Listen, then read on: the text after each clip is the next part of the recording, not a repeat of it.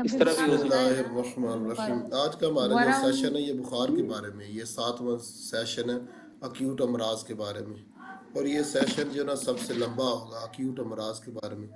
Acute अमराज में जो सबसे बड़ी जो आम मरज़ है ना, मेरा हाल है कि दुनिया के हर छोटे बड़े हर मर्द औरत को, हर इंसान को साल में अक्सर दफ़ा, या कुछ लोग होते हैं उनको एक माह में भी 4 4 मरतबा बुखार लाजमी होता है। और बुखार कई किस्मों का होता है होम्योपैथिक फ़लसफे के अतबार से। सिर्फ बुखार के नाम पर कोई एक मेडिसन नहीं है, बुखार की मजमूई अलामात के अतबार से मेडिसन होगी, तो इस पर बात करेंगे। इसमें सबसे पहले जो चीज़ है ना, ये चीज़ समझनी है कि बुखार की हकीकत क्या है, उसकी तारीफ़ क्या है, बुखार कहाँ किस हो जाता है। और दूसरा, इसके असबाब, आम तौर पर इसके असबाब क्या है बुखार होने के। और असबाब में आपको अजीबो गरीब किस्म के बताऊंगा कि बुखार किन असबाब की वजह से होता है, ठीक है ना। और फिर बुखार का मिजाज क्या है, और बुखार के दौरान एहतियातें क्या होनी चाहिए, और बुखार के बाद क्या होना चाहिए, और बुखार की मेडिसन कौन सी है, उनकी अलामात पर बात करेंगे, कलीदी अलामात पर बात करेंगे, और तफरीक लाजमी करेंगे इस दवा में। और इस दवा का बकिया मेडिसन के साथ फ़र्क कैसे किया जाए, क्योंकि तफरीक सीखना हर होम्योपैथ को ज़रूरी होता है, फ़र्क करना। जब ये तकरीबन 27 मेडिसन है बुखार पर, तो ज़ाहिर बात है कि सबकी जो अलामात एक जैसी नहीं है, सब में तफरीक करना ज़रूरी है। और इन 27 बुखारों का नाम जो ना मेडिसन के नाम पर रखेंगे, ठीक है ना। और इसमें फिर पोटेंसी इस्तेमाल करने का तरीका, और ये जो जरासीम वाली थ्योरी है ना एलोपैथिक में, इस पर भी थोड़ी सी बात करेंगे। तो बिस्मिल्लाह करते हैं, शुरू करते हैं। जेहन में जो सवाल आए तो वो पूछते जाना। अब बताएं आप क्या जानते हैं बुखार किसे कहते हैं, एक एक करके सब बताएंगे, फिर मैं आपको बताता हूँ बुखार क्या है।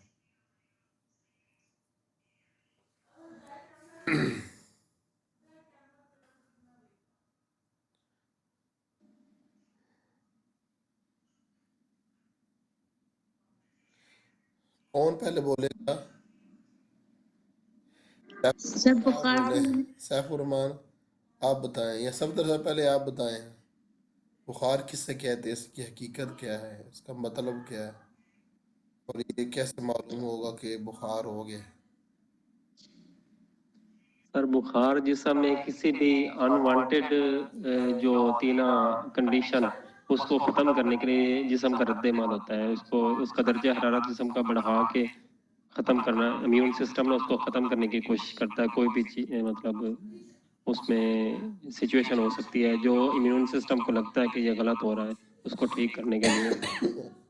एक इसकी मिसाल ये दी जा सकती है कि फ़र्ज़ करें कि आपने दावत है, दावत वलीमा, तो आप ज़्यादा खाना खा लिया, पता था सब कुछ फ्री का है, तो आपने पेट भर के खाना खा लिया, और इतना खा लिया कि अब वो जिस्म से हज़म नहीं हो पा रहा। अब ऐसे ही चलता रहेगा तो अनकरीब जिस्म को कोई बड़ा नुकसान हो जाएगा। फिर जिस्म में एक कुव्वत हयात है, ठीक है ना, वो क्या करती है कि उस जिस्म में एक तहरीक शुरू करती है, जिस्म में खुश्की की मिकदार को बढ़ाती है, और दिल ज़्यादा हरकत में आ जाता है, और उज़लात और गोश्त हरकत में आ जाते हैं, और सुरख अज्जा जो ना वो तेज़ी के साथ हरकत करने लग पड़ते हैं, बढ़ने लग पड़ते हैं। और होता ये है कि मरीज़ को फिर या तो क्या हो जाती है, और अक्सर औक़ात उसको दस्त लग जाते हैं, ताकि वो अंदर जो है वो बाहर निकल जाए, और बाद में वो मरीज़ वो ठीक हो जाए, ठीक है ना। तो अब यहाँ पर देख लें, मरीज़ ने खुद अपने ऊपर जुल्म किया, उसके जुल्म के बाद बुखार हुआ। तो अगर फ़र्ज़ कर लें कि वो मुनासिब खाना खाता, आम तौर पर हम रूटीन में जो घर का खाना होता है वो एक मुनासिब मिकदार पर आम तौर पर हम ये इससे ही खाते हैं। तो मगर जब वो किसी के वलीमे पर जाते हैं तो वहाँ पर दबा कर खाते हैं, और फिर वो 4-5 किस्म के खाने होते हैं। तो इतने ज़्यादा खाने होते हैं, तो एक खाना खाकर वैसे आमतौर पर लोगों की आदत है कि जो नान है या सालन वगैरह के साथ खाने के साथ वो खा लेते हैं। उसके बाद बकिया जो खाने हैं तो वो भी पड़े होते हैं, वो कहते हैं इनकी भी थोड़ी जगह बनानी है।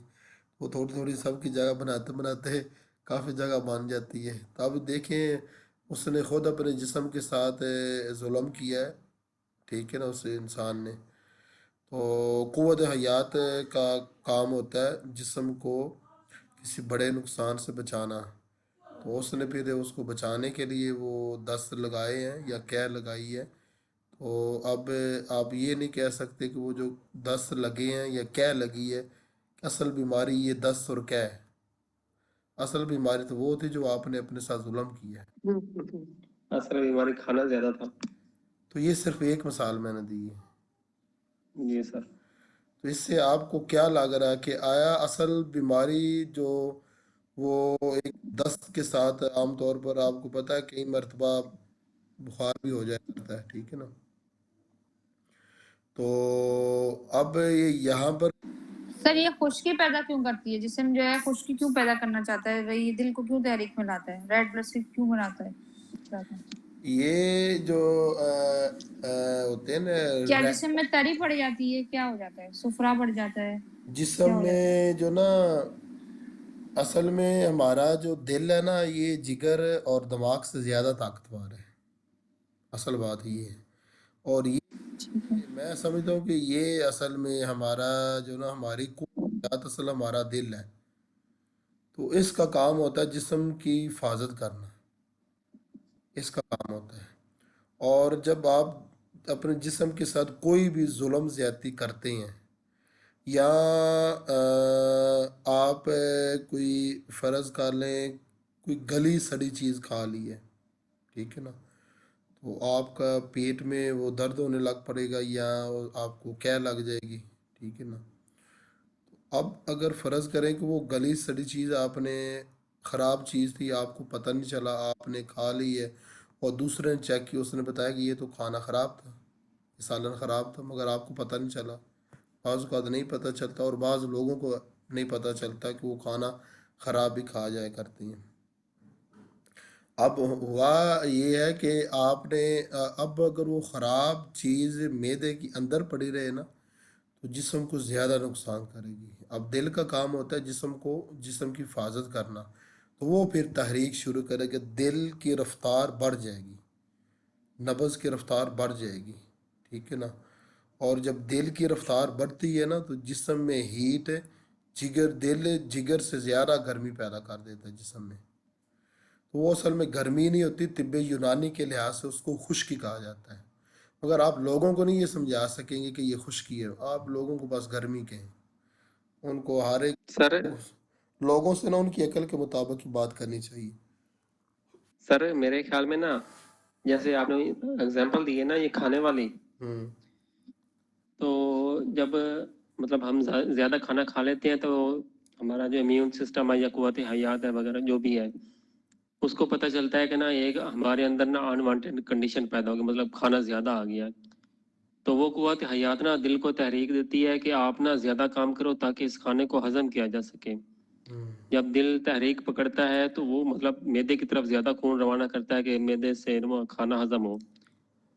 जब वो इतना ज्यादा खाना होता है कि वो मतलब हजम नहीं हो पा रहा होता, तो मतलब वो उसको सिग्नल जाता है दिल को कि आप ना अपने और ज्यादा काम करो ताकि खुश्की पैदा हो जिसम में, खून की रफ्तार बढ़े, और जो वहां पे जो भी मतलब मसला हो रहा है उसको बाहर मतलब किया जा सके, धकेला जा सके। उस वजह से खुश्की पैदा होती है। ऐसा नहीं होता कि वो मतलब पहले खुश्की पैदा हो गई और बाद में ऐसा। पहले दिल अब सबसे ये काम पहले करता है कि दिल उस तरफ का तहरीक में होता है, दिल तहरीक में आता है, और उसके बाद जिस्म में जी, की दिल मिकदार, तहरीक इस वजह से आता है कि खुश्की की खून उधर मिकदार ज्यादा बढ़ती है। भेजे, वो हजम पहले करने की कोशिश करता है। अगर हाँ हजम जी। ना हो तो फिर वो इतना खून बढ़ा देता है कि वो मतलब उसको बाहर भेजो।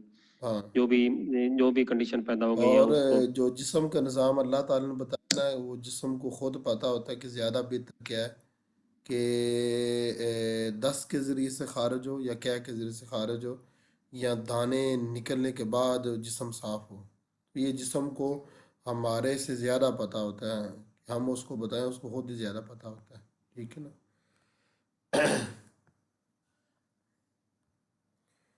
तो ये चीज़ है। तो असल में बुखार लोग इसको कहते हैं टेम्परेचर के नाम पर, गर्मी के नाम पर मौसूफ करते हैं। एलोपैथिक में इसको गर्मी ही कहा जाता है, मगर तिब्बी यूनानी के अतबार से बुखार खुश्क मिजाज रखता है। ठीक है ना, उजलाती असाबी खुश्क मिजाज रखता है। और आप उनके जो फ़लसफ़ा है ना, उसकी भी तस्दीक आप कर सकते हैं।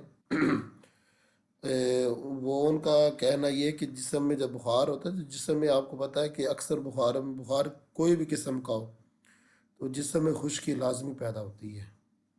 ठीक है ना। ऐसा कभी नहीं हुआ कि बुखार की वजह से जिस्म में दर्द हो।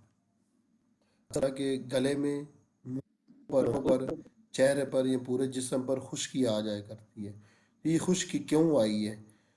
जिस्म में जब गर्मी की मिकदार ज़्यादा होती है ना, तो जिस्म पर खुश्की नहीं आती, क्योंकि गर्मी खुश्की का अपोजिट है। ठीक है ना। आपको पता है कोई चीज़ खुशक हो तो उसको गर्म करें तो वो खुशक नहीं रहती, वो नरम हो जाती है।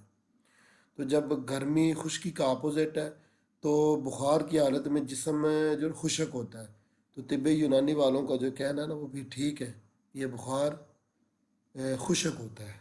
ठीक है ना। सर खुश्क सर्द होता है तो एलोपैथिक फिर में आगे टेम्परेचर दो क्यों ज्यादा किस्में है होता है? ना, खुशक सर्द और खुशक जो ना गर्म, ये दो किस्म के बुखार हैं आगे। अब एलोपैथिक का ये कहना है कि ये टेम्परेचर होता है, वो गर्मी से मौसूफ करते हैं।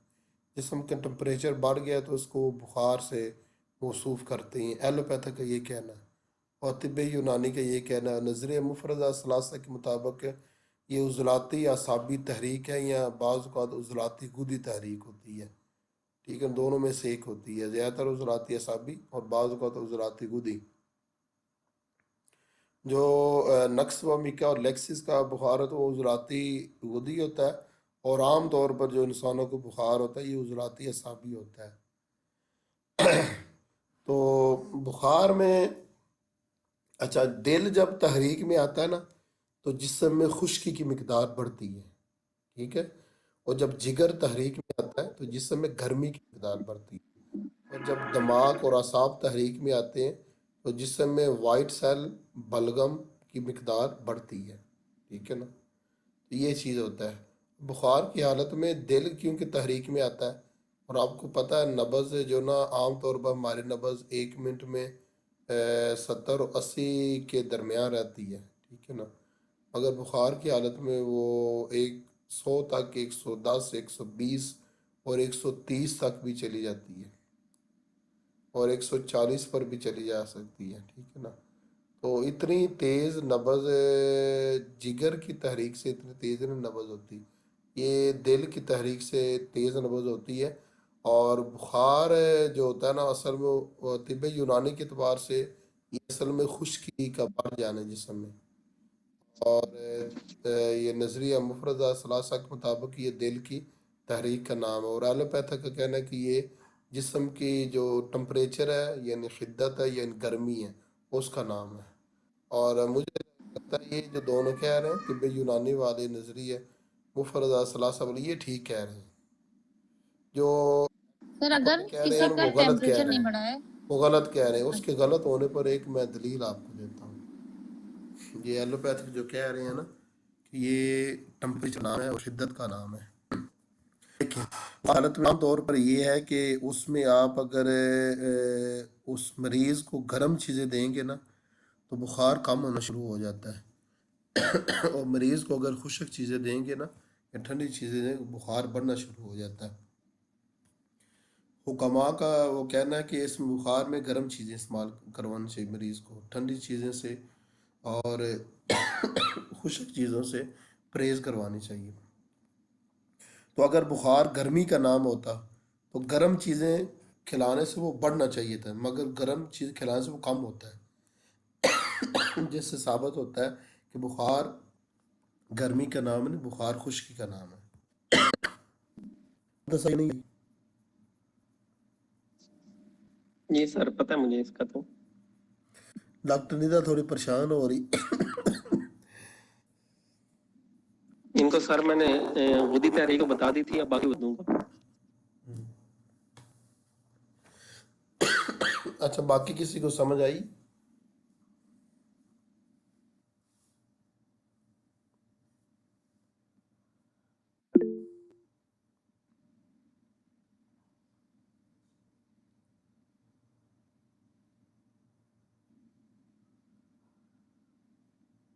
सैफुर रहमान, आप बताएं, आपको समझ आई कि नहीं आई?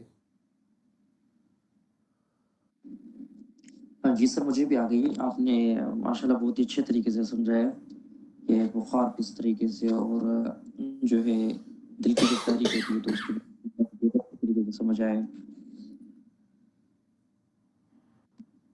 कोई भी थ्योरी जब सामने आती है ना, उसको खुद सोचना चाहिए कि वो सही है या गलत है। ऐसे जी बिल्कुल। बात आप मानते चले जाएंगे ना, तो बेड़ा गर्क आप अपना होगा। जी बिल्कुल सर। ठीक है। साइंसदान या एलोपैथिक डॉक्टर कोई खलाई मखलूक थोड़ी है, वो भी हमारी तरह इंसान ही है। सर वो ना असल में डायरेक्ट मेरे ख्याल में ना रिजल्ट पे जा रहे होते हैं, मादा परस्त हैं इस वजह ज्यादा, से। रिजल्ट पर खा के जा रही हैं ज्यादा, जी, मादा परस्त हैं। वो इस तरह ना कि जब उजलाती तहरीक होगी ना, तो जिस्म में ऑटोमेटिकली ना, जब नब्ज तेज होगी, खून की मिकदार मतलब वो ज्यादा पंप होगी जिस्म में, उससे दिल तो से। ज़ाहिरी तौर पर तो नजर आएगा वो जिस्म गर्म है, तो वो गर्मी को जी, वो कह देते गर्मी हैं। गर्मी तो बढ़ेगी ना, हाँ, क्योंकि मगर वो असल में होता ये कि जब दिल की रफ्तार तेज होती है ना, और खून की रफ्तार तेज होती है, तो खून के अंदर तो सब कुछ मौजूद है ना, जी, तो फिर वो जिस्म वो गर्म हो जाता है। मतलब वो एंड रिजल्ट देख रहे होते हैं, उसकी बेस नहीं वो देख रहे होते उसको हैं। बेस भी नहीं देख रहे, उसको समझ भी नहीं रहे, और आगे जो उसका इलाज हो रहा है उसको भी नहीं समझ आ रही। वो उनको इस चीज़ नहीं, का हम इलाज किस तरह कर रहे हैं। इलाज तो वो चलो कर ही लेते हैं सर, बुखार उतार ही देते हैं। डेंगू के बारे में उन्होंने क्यों कह दिया हमारे पास इलाज नहीं है? होम्योपैथ से नहीं उतरता बुखार, एलोपैथिक वाले उतार ही देते हैं। मेरे से तो उतर जाता है, अब मेरे सामने बात ना करें, बाकियों की अपनी बात। पर चले, हाँ, आपके सिवा बाकियों से नहीं उतरता। बाकी तो अब फिर ठीक छोड़ें, है। अब मेरी बात करें। डॉक्टर ठीक है निदा सर। से पूछ रहे आओ। बुखार उतरता है कि ये नहीं उतरता? बुखार, बुखार कौन सी कोई बड़ी चीज़ है? होम्योपैथिक में ना वाली कोई चीज़ नहीं है। बाकी ये बात ठीक है कि हमारे अक्सर जो होम्योपैथिक डॉक्टर हैं वो नाकाम है इलाज मुआवजे में, फेल है, ये बात ठीक है। सर एकोनाइट, जैल्सीनियम, बेलाडोना, ये मिक्स करके दे देते हैं, अब किसी पे असर कर जाती है, किसी पे नहीं करती। हाँ। अच्छा, ये तो होगी बुखार की हकीकत और तारीफ और माहियत। बुखार होता किन असबाब से है? बुखार होता है जब गर्मी ज़रूरत से ज़्यादा जिस्म को लग जाए तब, या सर्दी जिस्म को ज़रूरत से ज़्यादा लगे तब, या जिस्म नमी की एक जगह पर ज़्यादा चला जाए, मरतूब मौसम में ज़्यादा चला जाए तब, या जिस्म में मर्दाना कमज़ोरी या जनाना कमज़ोरी वाक़ हो तब, कसरत जमा की वजह से तब, बुरी आदत की वजह से तब, और किसी बड़ी बीमारी की वजह से बार बार लगता है, और गज़ा के अंदर जो है ना वो बद परहेज़ी की वजह से, कि आप गज़ाएँ इस तरह की खा रहे हैं कि या तो खाना आप ज़्यादा खाते हैं उस वजह से, या खाने में ख़राब खाते हैं उस वजह से, या आप खाने में ज़्यादातर आपकी जो मिकदार है वो ठंडी सयार और बादी चीज़ों की है तब, या खाने में आप ज़्यादातर खट्टी चीज़ें खाते हैं तब। ठीक है ना? तो या जो ना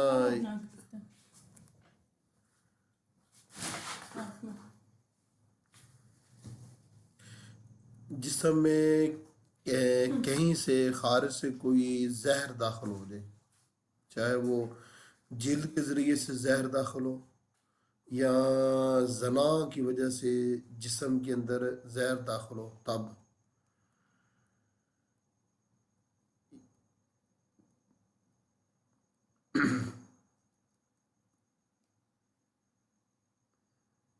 तो ये आम जो असबाब हैं बुखार के, ठीक है ना। मगर इसके अलावा भी असबाब हैं बुखार के, ठीक है ना। थकावट से भी बुखार हो जाया करता है, थकावट भी सबब है बुखार होने का, मगर एलोपैथिक इस चीज़ को नहीं मानेंगे। और थकावट के साथ एक और भी चीज़ मेरे जहन में आई थी। हाँ, जिस्म में किसी जगह पर फटन हो जाए, फट जाए जिस्म किसी जगह पर से, ठीक है ना, उस वजह से उससे वो ज़ख्म हो जाए, वो चीज़ फट जाए, जैसे कान का पर्दा फट जाए तब, और या ज़ख्म हो जाए तब, या चोट से तब, या एक्सीडेंट से तब, या किसी जहरीले जानवर के कांटे से, ये तो मैं पहले बयान कर चुका हूँ, तब होगा। या टेंशन की वजह से, डिप्रेशन, उसकी वजह से तब इसमें गम भी आ जाता है और परेशानी भी आ जाती है, वो सब कुछ।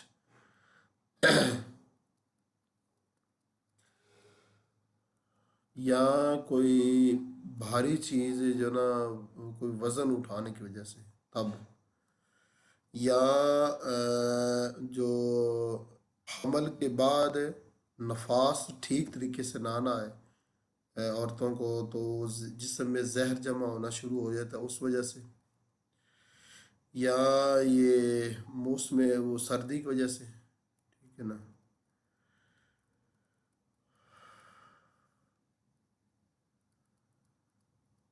या किसी वबाई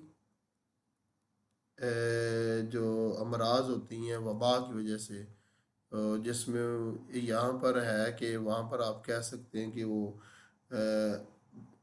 जरासीम होते हैं, या वो हवा ऐसी होती है उसमें कुछ होता है, तो उस वजह से, वबा की वजह से। और ये वबा आपको पता है वक्तन फ़वक्तन कोई ना कोई वबा फैली होती है इस वजह से। तो ये सब असबाब हैं। कितने हो गए सफदर साहब, अब बताएं कितने हो गए? थोड़े हैं कि कुछ और बढ़ा दें?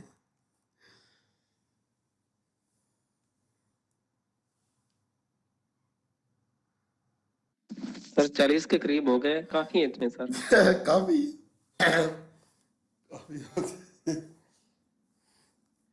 इनको लिखना ज़रूरी है। एक होम्योपैथ को मालूम होना चाहिए कि हम बीमार किस वजह से होते हैं, हमें बुखार, ये सर्दी ज़ुकाम किस वजह से होता है, एक होम्योपैथ को मालूम होना चाहिए। इसमें एलोपैथ का जो नज़रिया है ना, असबाब के बारे में पता चल गया ना। ये लिख लेना सारे, ठीक है ना। मैं अपने मजमून में भी लिख दूंगा इन सबको। मज़ीद जो कुछ होगी मैं आप उसको ऐड कर, अब इनकी तशरीह थोड़ी लंबी आ रही कि वजाहत करना थोड़ा लंबा, आज के लिए इतनी काफ़ी है। दूसरा एलोपैथिक का कहना है कि ये जो हमें ये आमतौर पर बुखार होता है, ये जरासीम की वजह से होता है।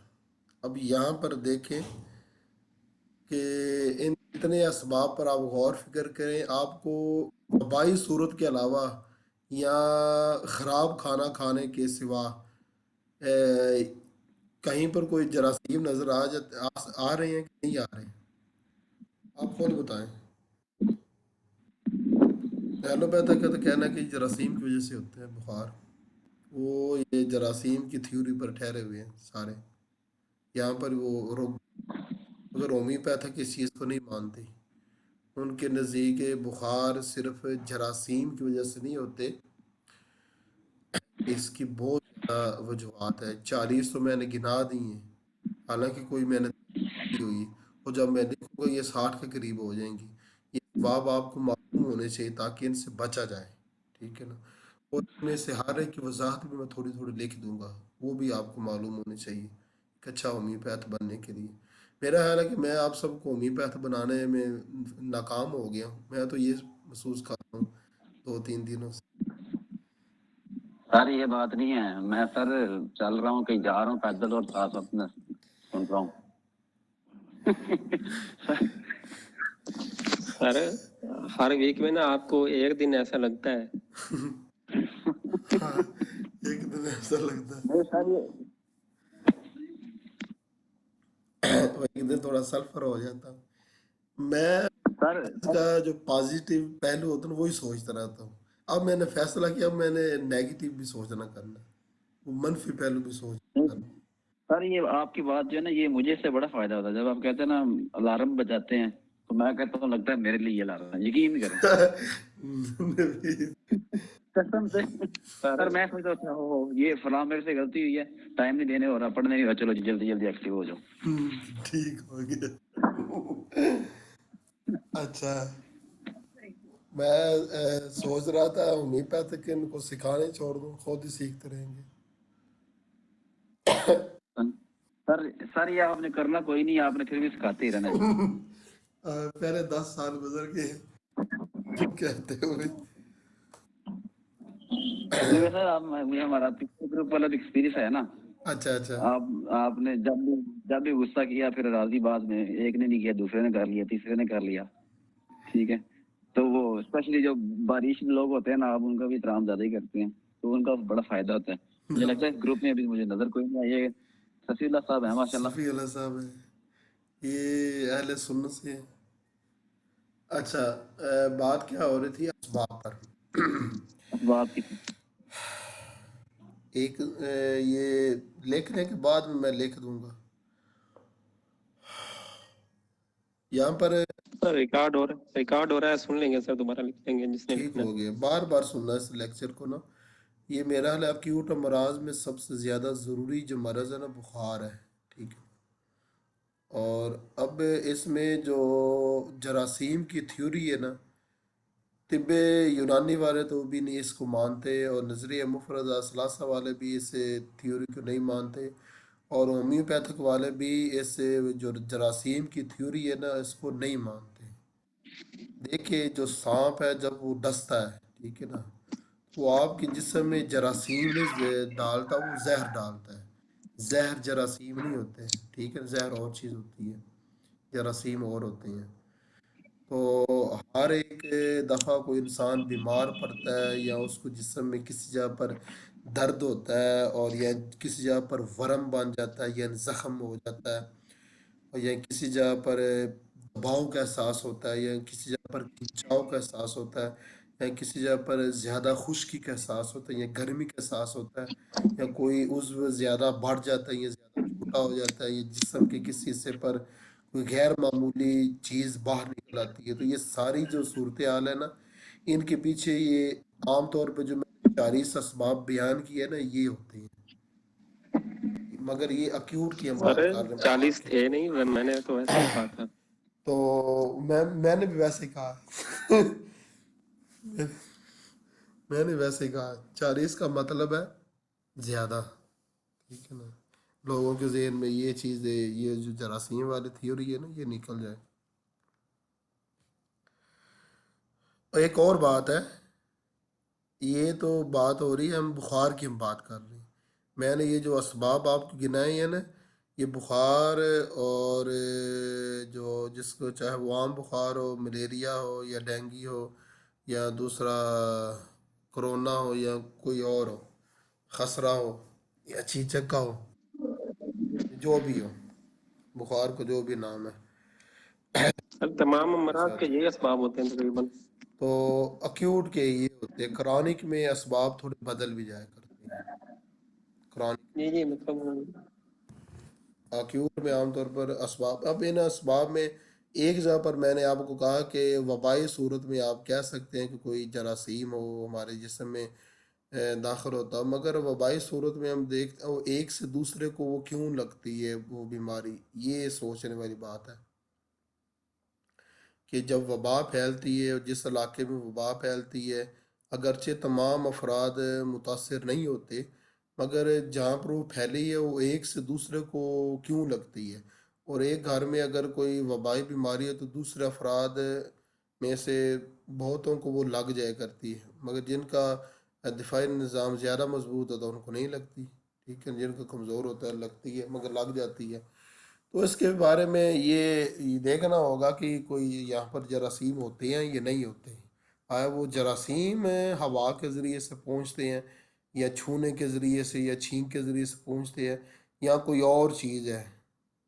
अब एलोपैथिक का कहना है कि वो मादी चीज़ों को मानते हैं जो नज़र आती है, जो नज़र नहीं आती उसको वो नहीं मानते। ठीक है ना। और होम्योपैथिक में ये चीज़ नहीं है। होम्योपैथिक बस वो हकीकत को मानती है कि इंसान किस वजह से वो बीमार पड़ता है। जी सर, होम्योपैथिक तो दवाइयाँ ही नजर नहीं आती। होम्योपैथिक खुद भी नहीं नजर आते, हमें तो होम्योपैथ भी नहीं नजर आते। जी, होम्योपैथिक डॉक्टर होते हैं, होम्योपैथ नहीं होते सर वो। वही कह रहे हैं ना, होम्योपैथ हमें नहीं नजर आते, जो सही हो। सर वो यही है ना उसमें कि होम्योपैथिक इस वजह से कामयाब नहीं है क्योंकि जो है इनमें जो दवा की मिकदार जो है तकरीबन खत्म होती है, तो इस वजह से ये आइडिया रिजेक्टेड है। तो इनको नहीं पता ना, वो ये कहते हैं। तो वबाई सूरत में ये जिन जरासीम को ये कहते हैं कि वो एक दूसरे की तरफ जा रहे हैं, उससे बीमार हो रहा है, आया ये जरासीम इनको नजर आते हैं? शायद नजर आते हैं। सर माइक्रोस्कोपिक होते हैं ना, वो आम आंख से तो नजर नहीं आते। फीको और रूट के तहत फैलते हैं, और दूसरा ड्रॉपलेट इन्फेक्शन के तहत फैलते हैं। तो लेकिन वो इसमें माइक्रोस्कोपिक वो होते हैं, जो ना आंख से कुछ नहीं आ सकते। कुछ का ये कहना है कि बीमारी किसी और वजह से आती है, जरासीम बाद में पैदा होती है। उस वो जो नहीं साबर मुल्तानी, वो उसका कहना है कि बीमारी पहले लगती है, जरासीम बाद में पैदा होती है। ऐसे नहीं सर है असल में ना उसमें इंक्यूबेशन पीरियड होता है उनका। जब जरासीम जो होता है जिसमें दाखिल हो जाता है तो उसका इंक्यूबेशन पीरियड होता है कि उसका ना ए, बीमारी जिसमें जाके उसकी अपनी अफजाइश होने में जितना टाइम लगता है, और वो बीमारी की अलामत ज़ाहिर होने के जो पीरियड को होते हैं इंक्यूबेशन पीरियड कहते हैं। सर वायरस का भी यही कहते हैं, वो क्रिस्टलाइज कर लेता है अपने ना, वो बना लेता है, शेल बना लेगा, और जब उसकी फेवरेबल कंडीशन होगी कि वो आप ज्यादा कमजोर हालत में हो तब वो निकलेगा, वो है वो ऑलरेडी आपकी बॉडी में। और हर जरासीम का इंक्यूबेशन पीरियड जो होता है वो डिफरेंट होता है, 7 to 14 डेज या मुख्तलिफात। वो जैसे टीबी का है उसका और है, नीमोकोकल है जो निमोनिया का है उसका और है, जो साल्मोनेला टाइफी है उसका और है। इस तरह से डिफरेंट है उनकी थ्योरी। और सर दूसरा वो साबर मुल्तानी साहब ने तो ये कहा था ना कि वो बीमारी पहले पैदा हो जाती है, फिर जब आपका डिफेंस सिस्टम मतलब वाइटल फोर्स कमजोर होती है, उस वक्त जरासीम को ना मौका मिल जाता है आप पे हमला करने का। आपके इर्द गिर्द होते हैं ऐसे ही, लेकिन वो आपके जिस्म पे हमलावर उस वक्त होते हैं, या आपकी बीमारी को इंक्रीज उस वक्त करते हैं जब आपकी वाइटल फोर्स कमजोर हो जाती है बीमारी के नतीजे में। अब सर देखिए जैसे सोरा है, सिफिलिस है, साइकोसिस, ये भी तो जरासीम के ही नाम है ना, किस चीज के नाम है? जरासीम ही तो है ना, सोरा भी जरासीम है, साइकोसिस भी जरासीम है, तो और ये जो असबाब मैंने गिनाए उनमें से फिर एक सबब भी इसको करार दे सकते हैं। अब ये तो नहीं हम कह सकते कि हमेशा इसी वजह से बुखार। नहीं, हमेशा नहीं होता। अब जैसे कोई दुख में पड़ा है, फिर उसके आहिस्ता आहिस्ता उसका दिल का आर्जा मर गया, तो कौन सा जरासीम उसमें आ गया? हाँ, हमेशा तो नहीं जरासीम की वजह से है। इसी तरह अगर कोई ज़्यादा कमज़ोर होगा तो वो आमतौर पर ऐसा होता है, जब वो जमा करते हैं तो बाद में उनको बुखार हो जाता है, ऐसा भी होता है। अभी यहाँ पर भी जरासीम नहीं, यहाँ पर उसकी कमज़ोरी है। अब जैसे बेइज्जती से दांत खराब हो रहे हैं, बेइज्जती आपकी मुसलसल हो रही है, पेट खराब हो रहा है, दांत खराब हो रहा है, कौन से जरासीम आपको बेइज्जती से लग गए? हाँ ये भी है। ये बेसी वाला सबब मैंने नहीं गालबन गिनाया था, क्यों सफदर साहब? नहीं सर, गुस्सा बेइज्जती बेसी और गुस्से की वजह से बुखार हो जाया करता है। सर कोई भी जहरी नहीं काफी कैफियत कम। की ज़हनी कैफियत लिख लें ना, एज अ जनरल कह लें, अगर इसको गुस्सा या वो ना कहें बेइज्जती, कोई भी ज़हनी कैफियत की वजह से हो सकता है बुखार। गम गम शम हो, जागने की वजह से, ज़हनी ये कैफियत सारे। कह सकते हैं इसको। एक और भी होता है, ज्यादा जागने की वजह से सर दर्द होने लग पड़ता है, बुखार भी हो जाता है, तो यहाँ पर कौन से ये जरासीम आए? जागने की वजह से दूसरे दिन बुखार हो ही जाता है सारा। हाँ, रात को ठंड में जागा जाए ना। थकने से बुखार होता है। तो वहां पर भी कोई जरासीम नहीं है। हाँ। जी अब सर। तो जो मेरा लेक्चर सुनते सुनते भी बुखार हो जाता है, इतना लंबा जो होता है। जी सर, सुबह होगा। जबरदस्त। लेकिन ये है ना कि दूसरे सबब के साथ जरासीम भी जो है वो भी एक सबब हो इसको सकता है सबब भी उसका, ये आप वाली गिन लें। बात हाँ, है। एक एक्सेंट हो सकता है। आप इसको ये ना नहीं कह सकते कि हमेशा जरासीम की वजह से ही बुखार होता है। ये थ्योरी ना बनाए, जो होम्योपैथिक का कहना है ना वो ठीक है। जी पूरी सर। किताब है, साबर मुल्तानी ने जो किताब लिखी वो 2 जिल्दों में पढ़ी, और पूरी किताब में बस इसी बात पर ही लड़ते रहे हैं एलोपैथिक से।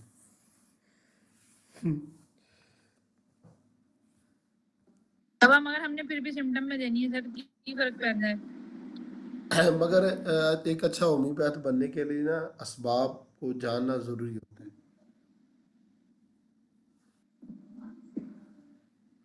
इसी तरह अगर कोई बाज़ औक़ात इस तरह होता है कि समंदर के पास से ज़्यादा देर ठहरने से या रात गुजारने से बुखार हो जाता है, वहाँ पर भी कोई जिस्म में जरासीम नहीं दाखिल होते, मरतूबियत होती है, ठीक है ना।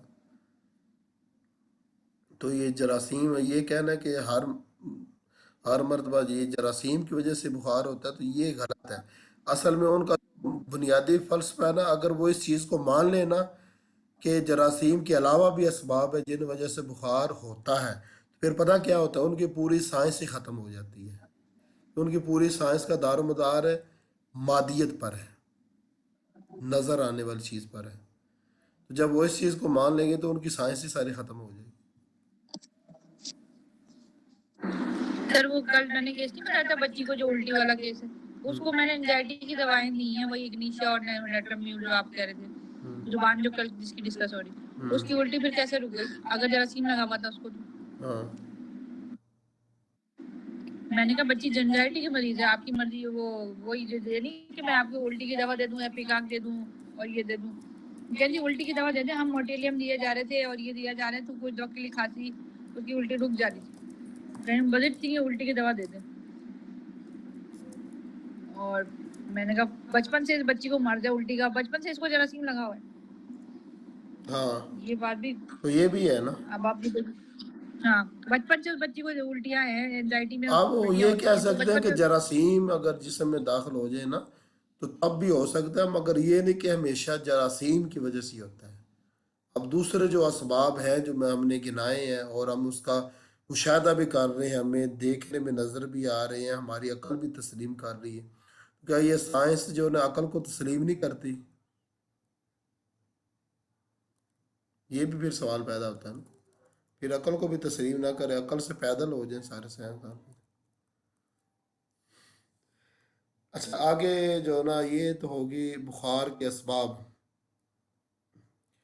आगे ये है कि बुखार का मिजाज क्या होता है, तो ये हम पहले भी बयान कर चुके हैं।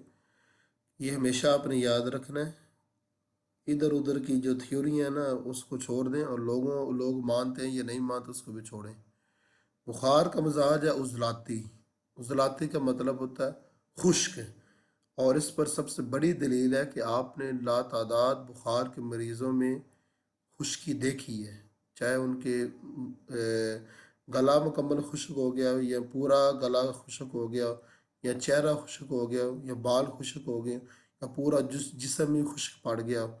और बाज़ का तो जो पखाना तो वो भी इंतहाई खुश्क हो जाता है। तो उजलाती है बुखार का मिजाज, यानी खुश्क है, ठीक है ना।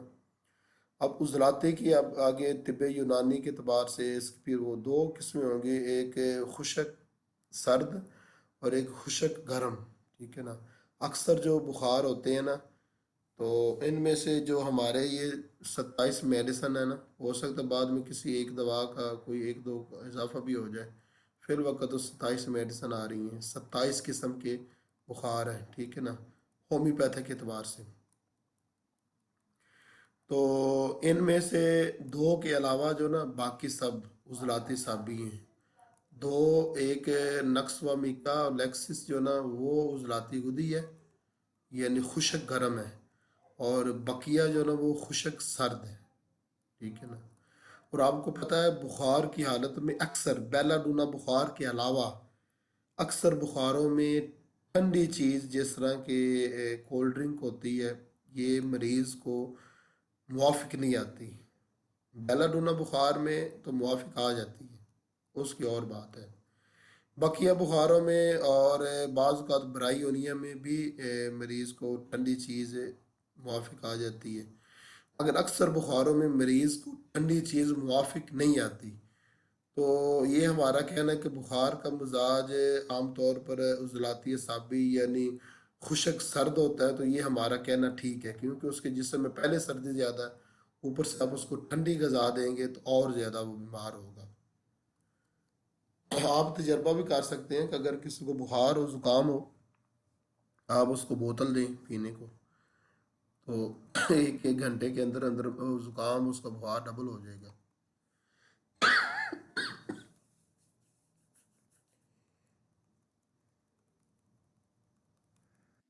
सर जी सल्फर ले लें एक खुराक। नहीं यार लेन,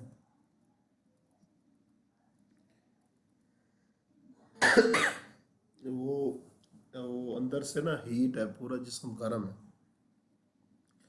बोलना मुश्किल हो रहा है। अच्छा आगे है कि बुखार में किस चीज़ से परहेज करनी चाहिए।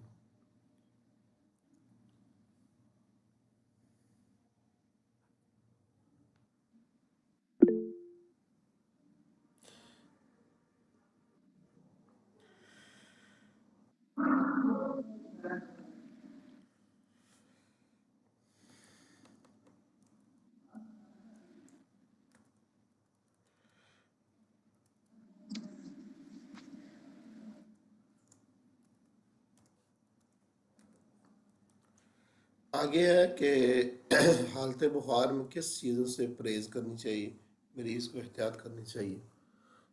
उसमें ये है कि मरीज़ को चाहिए कि वो एक तो ठंडी चीज़ें जिस तरह बोतल वगैरह होती है, लस्सी, और दूसरा बादी चीज़ें जिस तरह के चावल होते हैं, और बादाम खाए सर, बादाम। वो तो खा सकता है ना, वो तो गर्म है, और खट्टी चीज़ें, ठीक है ना, और इंतहाई खुशक चीज़ें जो ना सिर्फ बेलाडूना बुखार जो होता है ना उसमें शिकंजवी जो ना वो मरीज़ पी सकता है, ठीक है ना, उसमें ठंडी चीज़ें। सर कुछ बुखारों में ठंडी चीजें वैसे खाने को दिल करता है बंदे का, वो गर्मी की वजह से, खुश्की की वजह से। हाँ, मगर उसका ये मतलब नहीं होता कि आप वो खाएं पिए लाजमी, क्योंकि उससे आपके लिए ठीक नहीं होता। उस हालत में, बुखार की हालत में ठंडी चीज़ें ठीक नहीं होती। और एक तो ठंडी चीज़ें, और दूसरी खट्टी चीज़ें, और तीसरी इंतहाई खुशक चीज़ें, चौथी भारी सकील ताकतवर ग़िज़ा जो हज़म होने में टाइम ज़्यादा लगाए, जिस तरह के रोटी कर लें, हाँ, ज़्यादा कमज़ोर हो हलवे जाए शलवे सर, जी। हलवे शलवे मिठाइयाँ वगैरह जो होती हैं ज्यादा हाँ, टाइम लगाती हैं, या गोश्त वगैरह। छोटा गोश्त, वो भी, बड़ा गोश्त भी टाइम ज़्यादा लगाता है। और जी ये हलवा भी, मिठाई भी ज़्यादा टाइम, ऐसी वो सारी ग़िज़ाएँ जो कि हज़म होने में टाइम ज़्यादा लगाती हैं। तो सकील ग़िज़ाएँ, बाज़ लोगों को नान भी मुआफिक नहीं आता, वो नहीं खाने से, बल्कि बाज़ औक़ात तो रोटी से परहेज़ करनी चाहिए, ठीक है ना। और नरम ग़िज़ाएँ खानी चाहिए, जिस तरह बंद, रस, डबल रोटी गरम गरम दूध के साथ, ठीक है ना। साबूदाना। साबूदाना, हाँ वो भी। नहीं सर वो गर्म तो नहीं होता, वो तो मेरा सर्द लो होता तो है। ठंडा होता है, जी वो ठंडा होता है। उस नहीं, वो दलिया दलिया होता है, दलिया गर्म तर होता है सर। दलिया वो खा सकते हैं, वो नहीं, वो तो थोड़ा उसकी मेरा तासीर गर्म होती है, गर्म तार होता है। सर ये काली दाल चावल में कौन सी ताकत है? काली दाल चावल जो होती है, मलका मसूर की जो दाल है। मेरा गर्म होती है। गर्म तर होती है सर। सर जिस हॉस्पिटल में भी जाएं बच्चों के बाद फिर वो हॉस्पिटल खान हॉस्पिटल है, वो सिर्फ काली दाल चावल देता है, माओ को खिलाता है। ये उनको अपने कोई वो किसको देते हैं?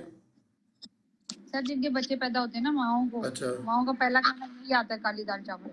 अच्छा, दाल चावल। उसमें वो ये हो सकता है कि वो उनके जेहन में वो ये चीज़ बैठी है कि सर वो उससे दूध ज़्यादा पैदा होता है, शायद इस वजह से सर वो जल्दी भी हजम हो जाते हैं वैसे भी। वो जल्दी हजम हो जाता प्रोटीन की वजह से सर, प्रोटीन की वजह से, है। कि जो उसमें ज्यादा प्रोटीन जूद होता है। हजम होती है ये चीज़, ये जूद हजम होती है। अच्छा। जूद हजम होती है और बुखार में भी वो बेहतर होता है। बाज़ औक़ात हालत बुखार में वो चावल जो है ना वो बेहतर होते हैं, बाज़ औक़ात नहीं भी बेहतर होते। और ठंडी हवा सर करनी साइकोसिस के लिए तो चावल अच्छे नहीं है ना, चावल साइकोसिस साइकोसिस के लिए तो अच्छे नहीं। जब ज़्यादा बीमार हो तब उसके लिए अच्छे नहीं होते, मगर हाई साइकोसिस की नहीं हो सकती, कुछ को अच्छे भी लगते हैं। सर उसमें वो फर्क सर होता है ना, वो उबले हुए भी और वो उसका भी नहीं, फर्क जो होता है। उबले हुए हैं सारे साइकोसिस को चावल पसंद होते हैं, ये क्या चक्कर है? हालांकि उनमें खुद पानी है। दुनिया के ना हर बंदे को चावल पसंद है, खास तौर पर बिरयानी। इसमें छोड़ दे वो साइकोसिस या कोई और है, मैंने तो आज तक कोई भी नहीं देखा है जिसको चावल इतना पसंद बिरयानी पसंद ना।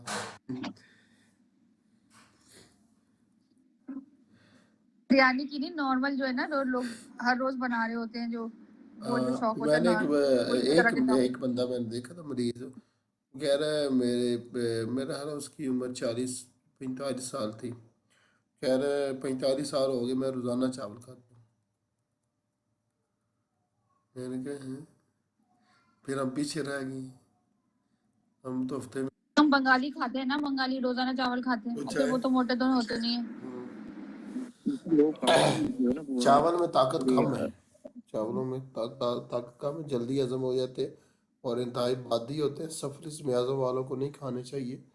और ऐसा इंसान जो ज़्यादा कमज़ोर हो उसको भी नहीं खानी चाहिए, और ऐसा इंसान जिसको कमर दर्द हो उसको भी नहीं खानी चाहिए, और ऐसा इंसान जिसमें खून की कमी हो उसको भी नहीं खानी चाहिए। थूजा जो आंटी आ जाई थी, वो पीछे लगी हुई थी, उनके घर वाले कह रहे हैं कि चावल छुड़वाएं आप। हर वक्त उनके जिस्म में इतना दर्द है, और बारिशों के मौसम में भी दर्द होता है, और वो चावल के पीछे हाथ धो के पड़ी हुई है कि मैं की जरा चावल खा लूं। तो उनको तो नुकसान होगा ना, हाँ पानी वाली नुकसान तमाम होगा, चीजें उनको हाँ उनको नुकसान होगा। ठंड पहले ही बैठी हुई दिल ज़्यादातर में। लोगों को हालत बीमारी में चावलों से नुकसान होता है, ज़्यादातर लोगों को। तो इसलिए हालत बीमारी में ख़ास तौर पर ज़्यादा बीमार मरीज तो फिर चावल मना ही करने चाहिए। सर बहुत सारे लोग जो है चावल खाते हैं तो उनको कब्ज हो जाती है। हाँ अगर पता नहीं कौन से लोग होते हैं ये। वो कम ही होते हैं, बहुत कम होते हैं, कुछ होते हैं लोग चावलों से कब्ज भी हो जाती है। कुछ लोग होते हैं जिनके चावलों से पेट का दर्द ठीक हो जाता है, काकुलस। और ये मैंने अजीब चीज़ देखी थी उनमें, वो कहते जब भी मुझे गुर्दे में दर्द होता है, बाएं गुर्दे में दर्द होता है, तो मैं चावल खाती हूँ, मेरे दर्द ठीक हो जाता है। तो उसको मेरे फिर चावल नहीं मना कर सकते। जिसके गुर्दे का दर्द चावल खाने से ठीक हो रहा है ना, तो आप उसको नहीं मना कर सकते। हाँ एक मरीज है जैसे वो जब भी चावल खाता है उसको कमर का दर्द होता है, या चावल खाता है उसको काम लगता है, या चावल खाता है उसको कब्ज हो जाती है, या या कोई और मसला हो जाए तो उसको आप मना कर सकते हैं, मगर ज़्यादातर मना नहीं करना चाहिए। कब्ज तो ना अपनी वजूहत की वजह से होते हैं, बिला वजह चावल को बदनाम करते हैं लोग। क्यों हाँ आपका कब्ज। दिल कर रहा है चावल खाने को बदनाम कर? नहीं, मैं तो पूरी जिंदगी चावल, मैं बिहारी हूँ, मैं हमारे यहाँ रोज चावल बनते हैं, दोपहर का अच्छा खाना अच्छा दाल चावल होता है, तो अच्छा। हमें तो कुछ नहीं हुआ, ना हम मोटे हो रहे हैं उससे, ना हमें कभी कब्ज हुआ है, नहीं नहीं तो हमें लाजमी क्यों नहीं नहीं होता, होगा। चावलों से मोटा नहीं होता कोई शख्स। मोटापे की मेन वजह इस पर बाद में बात करेंगे, मोटापा किन वजूहत से आता है। लोगों में बड़ी गलत फहमी है मोटापे के बारे में। तो हमने सुना भी नहीं है कब्ज वब्ज ये सब चीजें, कब्ज और दस्त और ये सब चीजें, बहुत कुछ कब्ज की चीज़ें गोलियां। अनसुनी भी होती हैं ना, आप सुन लिया ना तो अगली मर्तबा जब सुनेंगे तो ये फिर वो सुनी हुई बात हो जाएगी। तो वही कह रही हूँ कि कब्ज तो उनकी अपनी वजह से हुआ, वो होता है किसी और वजह से भी हो सकता है, गोश्त इतना खा रहे हैं पागलों की नहीं तरह, गोश्त तो मरीज सर अब पे भी कह आते रहा है हैं। कि जब मैं चावल मैम खाते हर तब चीज, भी हर कब्ज। बंदे को हर चीज तो मुवाफिक नहीं ना हाँ, होती। ऐसा नहीं होता, हर बंदे को हर चीज़ मुवाफिक नहीं होती। मसलन फ़र्ज़ करें ये जो नान है, अक्सर लोगों को नान खाने से कब्ज़ नहीं होती, कुछ लोग हैं जिनको हो जाती है, वो नान हाँ जी। खाते ही या उनको हो जाती है। मैम अब पाकिस्तान में गंदम इतनी ज्यादा खाई जाती है, लेकिन कुछ लोगों को गंदम से एलर्जी होती है, हाँ, अब उनका कसूर तो नहीं है हाँ ना। वो तो सिलिक अलग एलर्जी है। कुछ मैं कह लोग रही जो हूँ ना, कि कब्ज की कुछ बहुत लोग सी और वजहें हैं। कुछ लोग चावल जी, अलग की लेकिन है उनमें कि से एक चावल भी हो सकती है ना। हाँ, अब उस बंदे को मुवाफिक नहीं है, उसको कब्ज हो जाती है, तो वो अक्सर फिर में अब क्या करे बेचारा। वो उनका डॉक्टर निदा का नहीं, मेरे मतलब ये। ससुराल में चावल बनती ही नहीं थी, कहते हैं चावल से कब्ज होती है। मैंने फिर जो बाद में जो उनको इतनी आदत लगा दी, किसी को कब्ज नहीं होता था, उनके दिमाग में बैठा हुआ चावल से कब्ज होती है। मैंने कहा आप बनाते गलत तरीके से होंगे या तो मैंने ये फिर भी हो सबको लत सकता है। लगा दी अपने बिहारियों वाली। आपको पता है कि कई लोग हैं वो सारी ज़िंदगी गोश्त नहीं खाते, अगर वो गोश्त खा लें तो उनकी हालत गैर हो जाती है। अब गोश्त में क्या कुछ भी नहीं है, उसमें कौन सी खराबी है, सिर्फ थोड़ा स्कील है, और तो कोई नहीं, ताकतवर ज़्यादा है। ऐसे तो नहीं कि मैदे को आदत नहीं है, जैसे कि अब जैसे आप कैसे गोश्त का कह रहे हैं, उसको शौक नहीं है, मैं तो अब जब वो खाएगा जबरदस्ती या ऐसे खा लिया शादियों में, तो फिर उसकी तबीयत खराब होती है, क्योंकि कुछ मैदे को उसकी कुछ लोग आदत नहीं होते है। हैं जिनको आदत नहीं होती, उस वजह से खराब होती। कुछ लोग होते हैं उनको खराब होने के बावजूद भी वो खाते रहते हैं, चलो खराब हो गए तो देख लेंगे, वो खा लेते हैं। ज्यादातर ऐसे लोग होते हैं कि सर सुरैनियम अगर को आपने खाते नहीं देखा? सर आपने सुरैनियम को खाते नहीं देखा? क्या ओहो हो सर, इतना खाते हैं, चाहे कुछ भी शादियों में खाते हुए देख लें आप सुरैनियम को, लो किस खाते पेट भी में वो ज्यादा खा है, रहे और होते जब हैं। कोई चीज पकाते हैं ना वो हर एक चीज ज्यादा डालते हैं। अच्छा, हाँ, टेस्ट में ज्यादा। हाँ। सर बहुत तो मीठा, जब कोई चीज बहुत हर चीज मंगवाते हैं ना, बहुत। वो अपनी जरूरत से ज्यादा मंगवाते हैं। सर ये 100% शुगर के मरीज होते हैं सारे स्टूडेंट्स, इतना खाते हैं, ओए ओए, मतलब गंद की आ जाए, बंदे को घिन आ जाए, इतना खाएंगे वो। अच्छा, मरीज को हालत बुखार में ठंडी हवा से परहेज करना चाहिए, ज्यादातर यही होता है। सिवाय कुछ बुखारों में जिसमें मरीज का दिल करता है कि वो अ, ठंडी हवा में बैठे, एसी के सामने बैठे, जिस तरह कैंफर में होता है, कैंफर बुखार में होता है, या ब्रायोनिया में बाज़ औक़ात होता है, मरीज़ का दिल होता है वो ठंडी हवा में बैठे।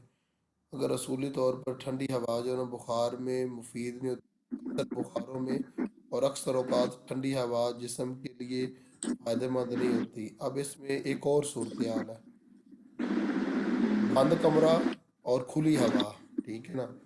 अक्सर वो मरीज़ की फिर ख्वाहिश होती खुली हवा की, तो उसमें कोई हर्ज नहीं, ठंडी हवा और होती है, खुली हवा और चीज़ होती है। तो ठंडी हवा से परहेज़ करनी चाहिए, और ज़्यादा इस तरह वो नहाने से परहेज़ करनी चाहिए, और ज़्यादातर बेहतर है कि बुखार की हालत में गर्म पानी से नहाया जाए। अच्छा। सर सर नमूनिया ठंड से होता है, ठंड की बीमारी है, हाँ, लंग्स में पानी भरा हुआ है। मगर अगर मरीज को एसी का दिल चाहे, गर्मी एसी की हवा से सुकून मिले, और मुंह कड़वा है, ये तो उसके चाइना के भी वो सिम्टम मिल रहे हैं। ये क्या चीज हुई, मतलब वो हुआ ठंड से बीमार है, नमूनिया उसको ठंड से लगा है, मगर वो उसको दिल चाह रहा है कि वो ठंडी हवा में ही रहे और ठंडी एसी के सामने वो रहे। असल में वो ये होता है कि जिस समय कुछ खुश्की की मकदार कुछ ज़्यादा ही बढ़ जाती है, वो फिर वो मरीज़ को दिल करता है उसका कुछ ठंडक मिले मुझे, अच्छा। इस वजह से। और बुखार होता भी अक्सर औक़ात आपको पता है ठंडक की वजह से होता है, बाज़ औक़ात गर्मी की वजह से भी, ज़्यादा गर्मी लगने से भी हो जाता है, और बाज़ औक़ात गर्म सर्द होने की वजह से भी हो जाता है। गर्म सर्द का जो सबब है वो पहले बयान ही ना किया मैंने असबाब में, गर्म सर्द से भी बुखार हो जाता है, गर्म सर्द होने से। अच्छा, और जो बुखार की हालत में ज़्यादा मेहनत करने से गुरेज करनी चाहिए, ठीक है ना। पहले ही वो जो वाइटल फोरस है मसरूफ़ है, ऊपर से वो ज़्यादा हालत बुखार में मेहनत नहीं करनी चाहिए, सर दिमागी या जिस्मानी? दोनों। ये तो दिमागी बड़ा जो मुश्किल काम काम वो है सर। करते हैं ना वो वेले नहीं होते, वो दिमाग जो होता है ना वो जिस्म से ज़्यादा ताकत इस्तेमाल करता है, ठीक है ना। आप दिमागी काम करें या जिस्मानी, हालत बुखार में दोनों नहीं करने चाहिए, आराम करना चाहिए, रेस्ट। तो ये डीट होना भी तो फन है सर। क्या होना? कौन लोग होते हैं ऐसे? सर डीट होना भी फन होता है। मेहनत लगन, हर बंदा ये कहता मेहनत करो, कभी किसी ने नहीं कहा कि आराम करो। मेहनत का सही बात कह रही हूँ। जब आम तौर पर लोग मेहनत नहीं करते और हर एक शख्स दूसरे को कह रहा होता है मेहनत कर, ठीक है ना। अब जो मेहनत ज्यादा कर रहा है उसको देखकर लोग ये नहीं नसीहत करेंगे तू मेहनत कम कर, ज्यादा कर रहा है, ये बड़ी खराबी है। ज्यादा ये तो है। नुकसान होते हैं, बहुत ज्यादा मेहनत करने के भी नुकसान होते हैं, मेहनत ना करने के भी होते हैं और बहुत ज्यादा मेहनत करने के भी नुकसान होते हैं। ज्यादा तो दिमाग का इस्तेमाल करते हैं तो उनका भी नींद का मसला हो जाता है बाद में जाके। नींद नहीं आती क्योंकि दिमाग रुकता ही नहीं है। लेक्सिस के साथ यही तो मसला होता है, लेक्सिस के साथ, नक्स फॉर्मिका के साथ, ग्रेफाइट के साथ नींद ही नहीं आती। ग्रेफाइट को तो नींद आती ही नाइट्रिक नहीं है। एसिड में भी ऐसा हो जाया करता है, नाइट्रिक एसिड में मैंने बड़ा देखा, ओपियम में भी हो जाता है, ओपियम में भी और अर्जेंटम में भी हो जाता है, इस मिजाज के सब लोगों को। अच्छा, ये तो थी बातें कि हालत बुखार में किस चीज़ से परहेज करनी चाहिए, ठीक है ना।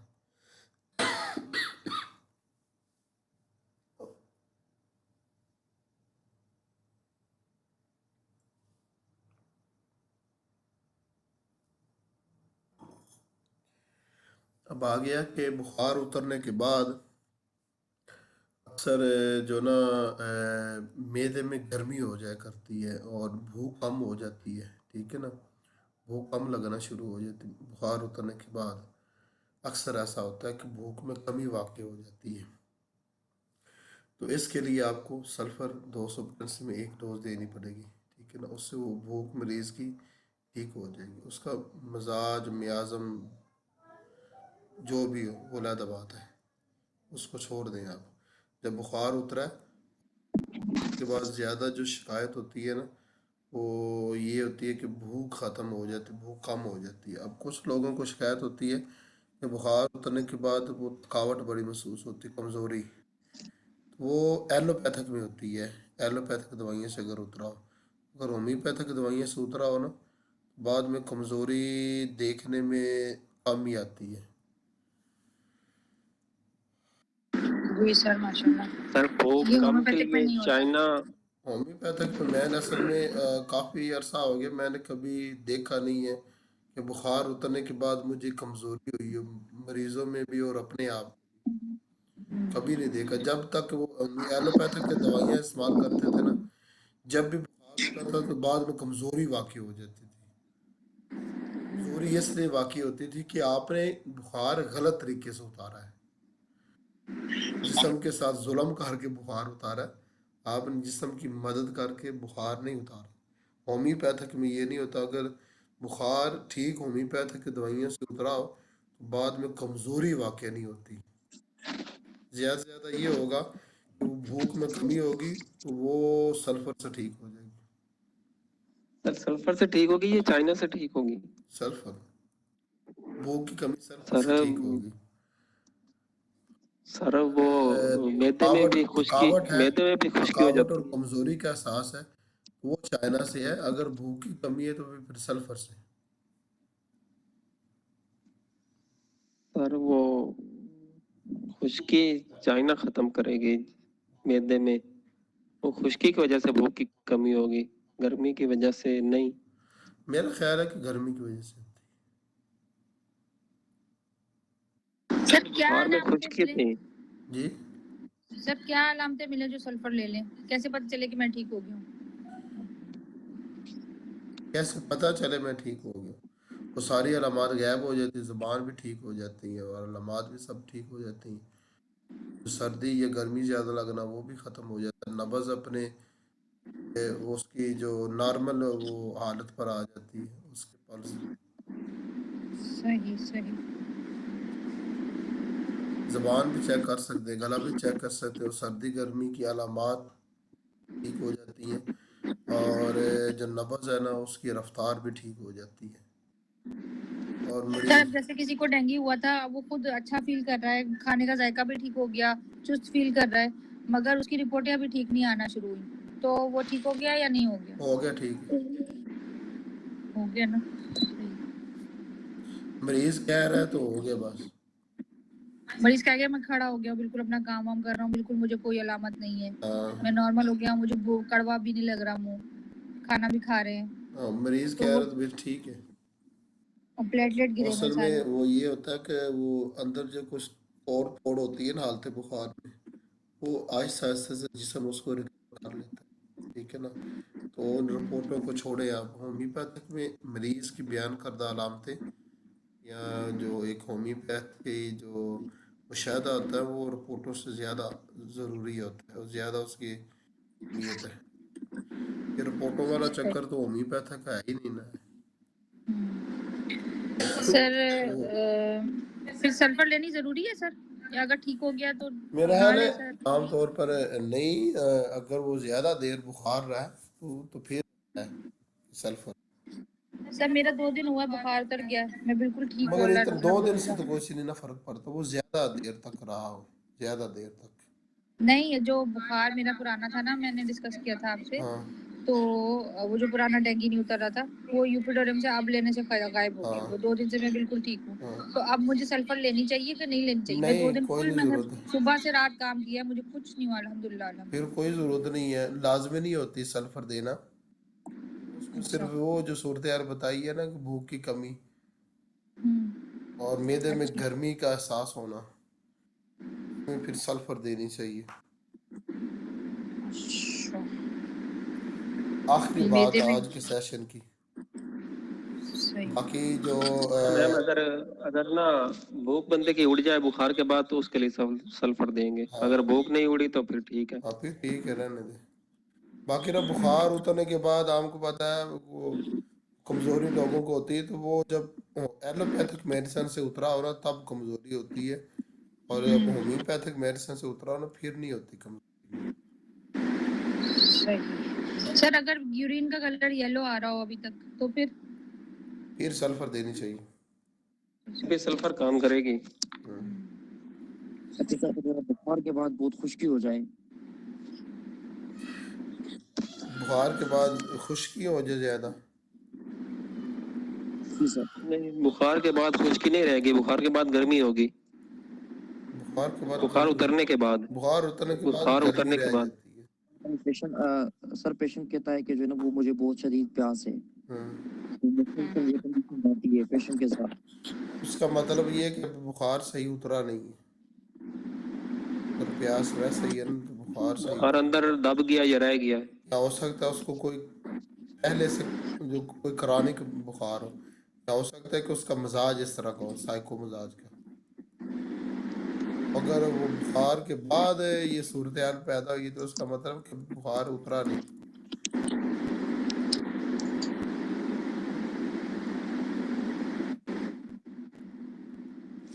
अगर आमतौर पर बुखार होम्योपैथिक तरीके इलाज से अगर बुखार उतरा है ना तो बाद में आमतौर पर दूसरी किसी मेडिसिन की ज़रूरत नहीं पड़ती, और बाज़ औक़ात सल्फर की ज़रूरत पड़ जाती है, ठीक है ना, बाज़ औक़ात। सही।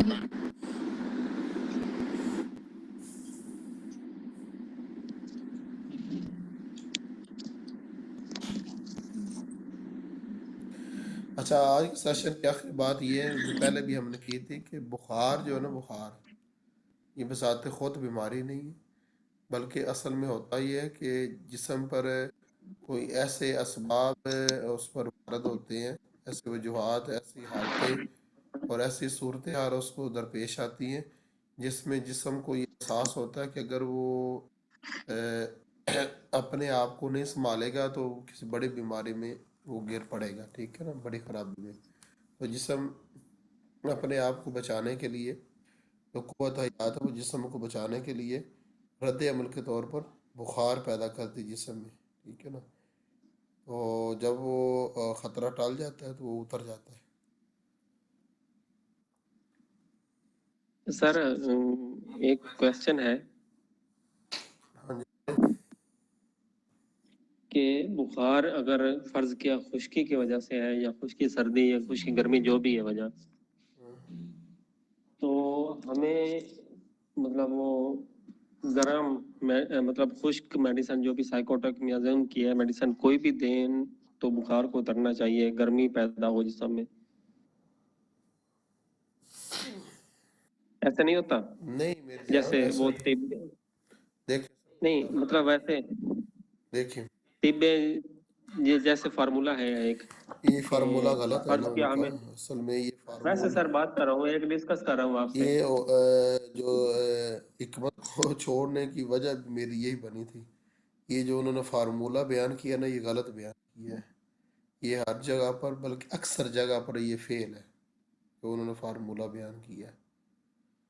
अब सर मेरी बात सुनिए। गर्मी खुश्क मैं आपको समझाता हूँ ना, मुझे समझ आ गई आपकी बात की। असल में होता ये है कि सिर्फ जिस्म में गर्मी खुश्की नहीं होती, साथ कुछ और भी अलामात होती हैं, उनका भी एतबार करना होता है। आप सिर्फ गर्मी खुश्की को ना देखें, जो दूसरी अलामात हैं उनका भी एतबार करें, ठीक है ना। तो जब आप गर्मी खुश्की और दूसरी अलामात का एक मजमुआ तैयार करेंगे, उसकी टोटल अलामात लेंगे, जिसमें सबब और उसकी कैफियत, उसकी कमी ज़्यादती के वजूहात, और उसकी जगह और उसकी नौइयत, ठीक है ना, ये सब कुछ आप करेंगे तो इन चीज़ों का भी एतबार करना होता है। तो ये गर्मी खुश्की के अलावा भी चीज़ें साथ मौजूद होती है। अब ऐसा नहीं कि मरीज़ को बुखार है, गर्म खुश्क तहरीक शुरू है, तो सिर्फ गर्म तर चीज़ें देने से वो उतर जाएगा। तो फिर तो दुनिया के जितने भी बुखार है, अदरक खाने से फिर उतर जाने चाहिए ना, क्योंकि अदरक गर्म तार होती है। तो अदरक खाने के से पूरी दुनिया के बुखार, हर किस्म का बुखार उतर जाना चाहिए। अगर उन सर जो ये नजरिया है तेबू वाला मुफरद अज़ा वाला, तो मतलब वो उसका सही नहीं बेसिक है, थीम तो यही है ना वो कि सही उससे नहीं अगली ना, तहरीक। वो फेल है अक्सर जगह पर। जो नज़रिया अक्सर जगह पर फेल होता है ना, वो सही नहीं होता। बल्कि जो नज़रिया किसी जगह पर भी फेल हो जाए ना, वो सही नहीं होता। तो जब अक्सर जगह पर सर फेल हो जाए तो फिर वो चले ठीक है, सही कैसे बुखार होगा। बुखार बस साइकोटिक ये मियाज़ में होता है। एक बेवकूफ़ी की वजह से अटके हुए हैं उस पर। बुखार साइकोटिक मियाज़ में मतलब फर्ज क्या होता है, हाँ, तो तो साइकोटिक इसमें मियाज़ फिर की जो हेड साइकोटिक रेमेडी की है कोई भी दवा दे दे, फर्ज के थूजा दे दे, तो थूजा से ये ये नहीं उतर, ये नहीं उतरता। आप उसकी जो दवा है वो देंगे तब उतरेगा, दूसरी मेडिसिन से नहीं उतरेगा। सर फिर ये मियाज़म का रोला क्यों डाला हुआ है बीच में? वो रौला बाद में समझाऊंगा, वो बड़ी बात है, उसको ना ठीक हो गया चले सर। पहले ये छोटी बात ये है तो समझ लेना। सर इसमें छोटी सिफिलिस मियाज़म कहाँ गया? अगर वो बलगमी मियाज़म है सिफिलिस, तो जैसे जिसको नज़ला खांसी होता है तो क्या सिफिलिटिक दवाएं देनी चाहिए? नहीं, नहीं देनी चाहिए। क्यों क्यों ये क्यों यही तो होम्योपैथिक में भी पूछ गलत है, बात होम्योपैथिक में भी गलत है। क्या? आप सारी बातें ना, आप ये जितने फलसफे है ना, आप खुद सोचा करें। सिर्फ फलसफा पढ़ के बस वो आंखें नहीं नहीं, मैं आप कहते हैं ना मान ना कि लें। सिफिलिटिक जो है बलगमी नेचर के होते हैं ना, हाँ, ये तो आप ही, अब जब बलगम बन रहा है उसमें म्यूकस बढ़ा हुआ इसमें मैं है आपको और बताता उसको हूँ, नज़ला ये खांसी हो रहा है। एलोपैथ होम्योपैथिक में ये किताबों में लिखा है, हमारी हर किताब में लिखा है, ये गलत लिखा है सारी जगह पर। क्या गलत कहता है? मैं बताता हूँ, देखें, हकीमों को मैं गलत कह रहा हूँ तो आप उस पर तो नहीं बोले, यहाँ पर आए इनको गलत कह रहा हूँ, यहाँ पर तो बोले। सर मैं तो आपकी बात पूछ रही हूँ, आपने बोला कि ये बलगमी होते हैं तो मैं इस वजह से पूछ रही हूँ। आप जिसके बलगम बन रहा है, मैं तो किसी किताब का नहीं कह रही, मैं तो आपकी बात का अच्छा, पूछ रही हूँ सर। अच्छा, वो मैं आपको बताता हूँ होता असल में क्या है। होता ये है कि मसल मर्क साल एक मिजाज का शख्स है, ठीक है। या मेरे ही कार ले, मैं स्टाफ ही हूँ, ठीक, मैं सफलिस में आजम हूँ। तो इसमें मुझे ज़ुकाम ज़्यादा लगता है, बलगम ज़्यादा बनती है, ठीक है ना। सही। मुझे बुखार होगा या ज़ुकाम लगेगा तो उसमें मुझे ज़ुकाम में ऐसा पानी का सा पतला होता है, और अक्सर औकात वो एलियम सीपा साथ बुखार होता है, ठीक है ना।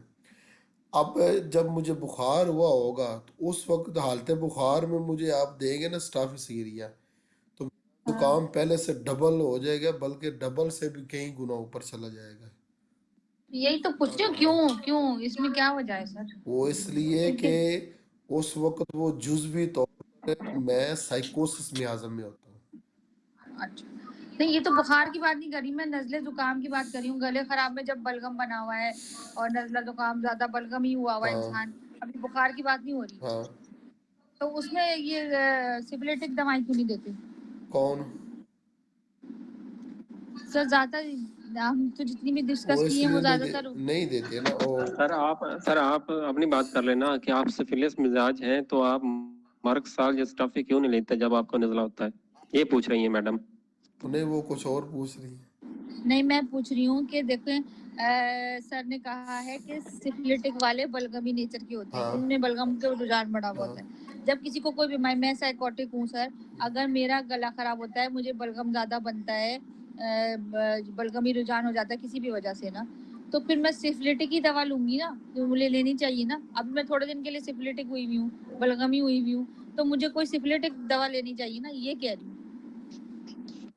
और उसमें ये है कि मसलन मेरा मुझे बुखार ना हो, ठीक है ना, तो उस हालत में अगर मैं स्टाफ या मर्क साल या सफलीनम लूँगा ना, तो मेरे जिस्म में जो बलगम है, जो तरी है, उसकी मिकदार कम होनी शुरू हो जाएगी।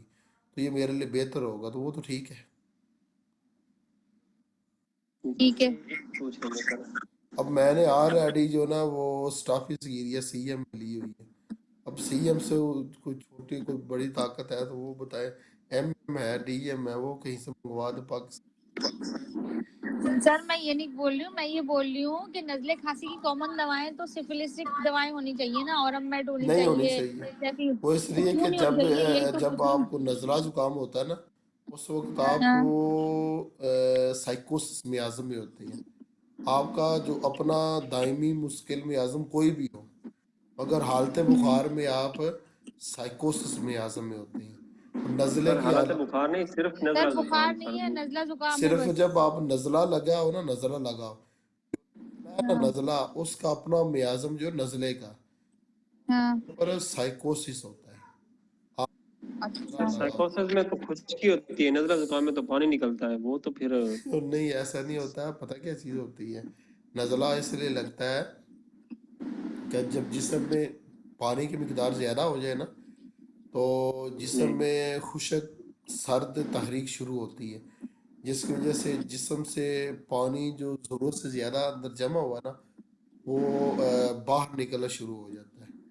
ठीक है नहीं ना? नहीं सर, ये तार सर्द होती है तहरीक, जो असाबी उजलाती नहीं तहरीक सफदर होती है साहब, जिसमें ये ये होता हकीमों है, ने नजला तशरीह होता है। की है और इन्होंने गलत तशरीह की हुई है। मैंने पढ़ी हुई है उनकी, आपने उनसे सर पढ़ी ना होगी। करें आप, बेचारे उनके इतने फलसफे सदियों के, आप इस एक बात में उखाड़ पिछाड़ देते हैं। सदियों के नहीं फलसफे। जो बात गलत है गलत है, जो सही है सही है। पर सर इस तरह भी तो हो सकता है ना, हमें समझने में उनके वो फलसफे में मुश्किल हो। हमें वो तो जब समझ आएगी तो तब हम सही मान लेंगे। हमें जो समझ आ रही है वो गलत ही समझ आ रही है, हमें गलत ही लग रहा है वो फलसफा। फिर उन मेरी बेचारों को बात तो। सुने, मेरी बात सुने सफदर साहब। देखिए, जी मैं अभी ये सर, ये भी तो हो सकता है मेरी ना कि बात तो ये सुन जो लेना। मेरी होम्योपैथी ने की हो, मेडिसन होम्योपैथिक की वो नहीं, मियाजा में तकसीम, बात तो सुन लेना। वो गलत हो। हमें तो तजर्बाती तौर पर तो हमें तो ठीक लग रही है। ठीक है ना? अब देखें, मैंने चावल ज़्यादा खाए, बोतल भी पी, ठीक है ना, और साथ कोई गर्म चीज़ ना खाई, ना कोई खुशक चीज़ खाई, तो रात को मैं फिर पंखे के आगे भी बैठ के, ऊपर से मौसम भी ठंडा है, ठीक है ना, हुआ ये कि मुझे पानी की तरह का बिल्कुल ऐसे जैसे पानी नहीं निकलता, ऐसे जुकाम जी था। ठीक है ना? जी। अब इस हालत में आप इस पानी वाले जुकाम को, ये हिकमत की कहीं किताब में लिखा हुआ है कि ये होता है बलगमी होता है, ठीक है ना, मगर ये जी बलगमी नहीं है। इसका जो होता है ना, ये इसका इस जुकाम का जो ताल्लुक है ना, ये उजलाती तहरीक यानी खुश आता है। ठीक है ना, वो होता ये है कि जिस्म में आपने सारा दिन ही जिस्म में पानी की मिकदार बढ़ाने वाली चीज़ें इस्तेमाल की हैं, ठीक है ना, और बर्दाश्त से बाहर हो गया जिस्म को, तो वो करेगा ये कि जिस्म अंदर से ना उजलाती तहरीक शुरू करेगा, खुशक तहरीक है, और उससे वो अंदर से पानी जो ज़्यादा मिकदार में जमा हो चुका है ना, या बलगम जमा हो चुकी है, आप जो भी उसको नाम दे, होमियो में तो उसको पानी कहते हैं, हिकमत में उसको बलगम कहते हैं, ठीक है ना, वो बाहर निकलनी शुरू हो जाएगी। अब इस ज़ुकाम के साथ जो दूसरी तहरीक शुरू हुई है वो उजलाती असाबी है। तो ये ज़ुकाम उजलाती असाबी तहरीक की बीमारी हुई। तो इसमें फिर आप दवा जो देंगे ना उजलाती असाबी देंगे, असाबी नहीं देंगे, यानी सफलिस मियाज़म की नहीं उस हालत में स्टाफी तो नहीं। हाँ, ज़ुकाम लगने से पहले पहले अगर मैं स्टाफी ले लेता ना, फिर मुझे ज़ुकाम लगने ही नहीं था, मगर जब ज़ुकाम लग गया, अब नहीं स्टाफी, अब जो ना वो एलियम सीपा चलेगी या संगम। सर असाबी उजलाती तहरीक में ना, मतलब तार सारदा जो तहरीक होती है असाबी उजलाती, हाँ उसमें आपके जिस्म में रतूबात ज़्यादा बन रही होती हैं और ज़्यादा रतूबात खारिज हो रही होती हैं। हाँ, वो पानी की से रतूबात, बल्कि रतूबात वो ज़्यादा बन रही वो होती तो हैं ठीक है, जी। ये तो बात तो वो ठीक है, खारिज भी उसी में हो रही होती है ना, मगर बन के मैं खारिज हो उस रही होती तहरीक की है। बात नहीं कर, मैं कह रहा हूँ जब ज़ुकाम लगता है उस वक़्त जुज़वी तौर पर जो तहरीक होती है ना, वो इंसान की तहरीक आसाबी नहीं होती, बल्कि उजलाती होती है उस वक़्त जब ज़ुकाम। सर उजलाती तहरीक असाबी को ठीक करने के लिए होती है। वो तो ठीक है, जिस्म का रद्द अमल होता है, मगर जब उसकी तहरीक उजलाती शुरू है, ठीक, नहीं सर, अब ये शुरू ना देखे, कीमियाई तहरीक है। शुरू होने से पहले असाबी था ना, शुरू होने से पहले असाबी था ना, तो जब वो शुरू होगी अब उजलाती हो गया। तो जब असाबी था तो उस वक्त इलाज उजलाती तक से करना था ना, मगर जब आप उजलाती हो गया तो अब उसका इलाज आप गुदी से करेंगे, असाबी से नहीं करें। समझ आई कि नहीं आई? ये थोड़ी समझने वाली बात है, अब गौर फिक्र करें। समझ आ गया सर, मुझे आ रही समझ सर। देखें, सुबह से लेकर रात को 10 बजे तक ठंडी चीज़ें खाने, चावल खाने, बोतल पीने की वजह से, पानी पीने की वजह जिस्म में असाबी तहरीक मुसलसल बढ़ती गई, ठीक है ना। जब तक वो ज़ुकाम नहीं लगा था उस वक्त वो असाबी थी, ठीक है ना, और जब लग गया तो अब उजलाती होगी। तो असाबी का इलाज उजलाती होता है, तो जिस्म ने उजलाती तहरीक शुरू कर दी, और आप वो उस हालत में दवा ना भी ले, 2-4 दिनों में ज़ुकाम खुद ही ठीक हो जाएगा, मगर 2-4 दिन लग जाएंगे, और दवाई से उस वक्त ठीक हो जाएगा। मगर जब वो 10 बजे के बाद ज़ुकाम लग गया, अब उजलाती तहरीक होगी, ठीक है ना। सर खसरा वगैरह का क्यों कहते हैं, कोई दवा नहीं होती, ये अपने टाइम से खुद चला जाता है? ये इनके पास ना हकीमों के पास कोई दवा है ना एलोपैथिक के पास है, होम्योपैथिक के पास है। हाँ, ये ऐसे ही जिस तरह की डेंगू के बारे में कहते हैं हमारे पास कोई दवा नहीं है, होम्योपैथ के पास है, देंगे कि ये यूपेटोरियम पर्फ। कल की बात है, वो मरीजा उसको कॉल आई तो वो रो रही थी, वो कह रही मुझे डेंगू कराची से, मुझे डेंगू हो गया, मुझे डेंगू हो गया, मैं क्या करूँ। मैंने कहा परेशान होने की ज़रूरत नहीं, यूपेटोरियम पर्फ ले आए 30 में, और आज 6 घंटे के बाद एक डोज लेनी है, कतरा। वो सुबह उसकी ये दोपहर को कॉल है तो वो कहती है अब काफ़ी तबीयत बेहतर है, उसकी टेंशन भी खत्म होगी। होम्योपैथिक में डेंगू की दवा है यूपेटोरियम पर्फ, इस पर हम कल बात करेंगे, ठीक है ना। आज जो ना ये बुखार की वो जो तमहीदी बातें थी मुकम्मल हो गई हैं, कल जो मेडिसन है बुखार की वो शुरू करेंगे। ठीक हो गया सर। और ये खसरा और चीचक वगैरह जो ना ये भी यही सूरत हाल है। और आपको पता है जब वो आया था ये कोरोना, उस वक्त भी इन्होंने यही कहा था, मगर वो जब आया था उस वक्त ये होम्योपैथिक के पास दवा उसकी मौजूद थी, आर्सेनिक एल्बम। होम्योपैथिक अपने आप में एक मुकम्मल तरीका इलाज है, कोई बीमारी आ जाए तो उसमें कोई नई दवाई तलाश करने की ज़रूरत नहीं पड़ती। ना तिब्बे यूनानी की तरह आपको बहुत सारे नुस्खे तलाश करने पड़े, और ना एलोपैथी की तरह हर नई बीमारी पर एक नई दवा तलाश करनी पड़े और हर रोज़ एक दवाई को फेल करके दूसरी दवाई ईजाद करें। ये अपने आप में एक कामिल तरीके इलाज है। इसका फ़लसफा भी मुकम्मल है और इसकी मेडिसिन भी मुकम्मल है। बाकी रहा होम्योपैथ की अपनी हालत बुरी है, अल्लाह ही उन पर रहम करे।